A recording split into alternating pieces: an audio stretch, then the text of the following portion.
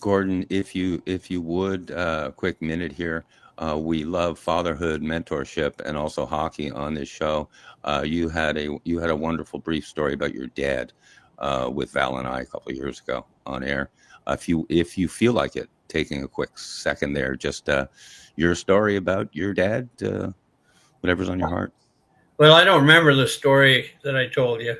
So there He are so many. If no, you had that's known my good. dad, he was really a vibrant man, and he was really smart. You know, when you grow up as a kid, well, I knew my dad was smart because he was teaching me all the time, and I was like a sponge soaking it up. But I got called by, I don't know if this is a story. I got called by a church leader one time, and he wanted to talk to me, and I wasn't going to church at the time, and he just wanted to talk to me, and found out that I was in his jurisdiction or ward at the time. He wanted to have a little visit with me, so I said sure. So I went in and sat down with him, and this guy was maybe the top heart surgeon in Canada, certainly Western Canada. His name was Robert Walker, and he was an amazing heart specialist.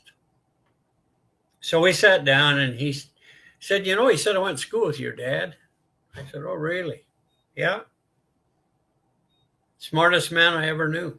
I said, what?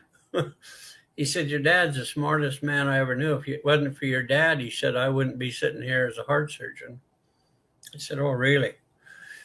It really set me back. Here's this heart surgeon telling me that my dad, who's a farmer, is the smartest man in the world. And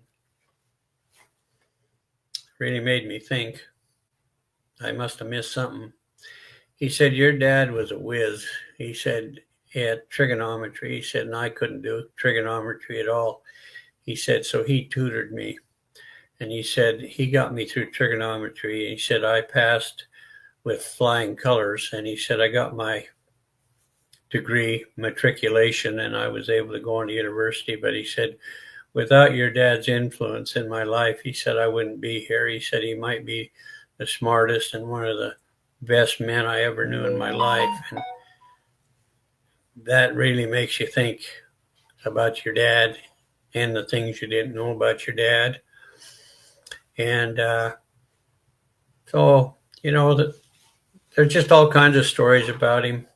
He was a really good farmer. He did everything in his head. He didn't have to write anything down. It just came to him, and he could do math in the fields and figure out acreages and all of that with never having a pencil and paper.